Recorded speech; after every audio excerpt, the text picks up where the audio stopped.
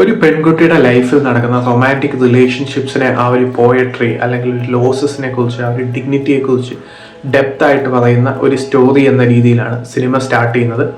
ആ ഒരു poetry മോഡിലാണെങ്കിലും music മോഡിലാണെങ്കിലും visuals നോക്കുവാണെങ്കിലും ആ ഒരു സിനിമാറ്റോഗ്രഫി ആണെങ്കിലും എല്ലാത്തിലും തന്നെ സിനിമ നീതി പുലർത്തുന്നുണ്ട്.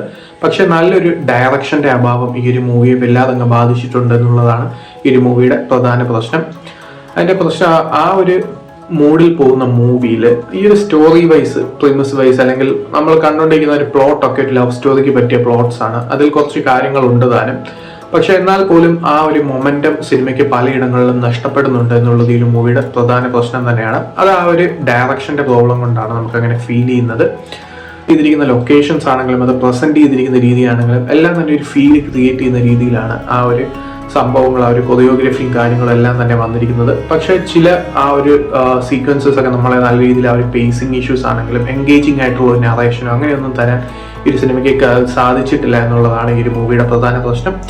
പെർഫോമൻസ് വൈസ് ഈ ഒരു മൂവി ഈ ഒരു ആനന്ദിക സനിൽകുമാർ എന്ന് പറയുന്ന ഈ പ്രോട്ടഗോണിസ്റ്റ് ക്യാരക്ടറിന്റെ പെർഫോമൻസ് എടുത്തു പറയേണ്ട ഒന്നാണ്. കാരണം ആ ഒരു ക്യാരക്ടറിന്റെ ജേണിയാണ് അത് അത്യാവശ്യം നല്ല രീതിയിൽ തന്നെ സ്ക്രീനിൽ കൊണ്ടുവരാൻ സാധിച്ചിട്ടുണ്ട് എന്നുള്ളത് ഈ ഒരു മൂവിയുടെ പോസിറ്റീവാണ്. പക്ഷെ ബാക്കി നോക്കുകയാണെങ്കിൽ കാര്യമായി ഇമ്പാക്ട് ഉണ്ടാക്കാത്ത ഒരു പടമാണ്. ഇപ്പോൾ നെറ്റ്ഫ്ലിക്സിൽ ഇത് അവൈലബിൾ ആണ്.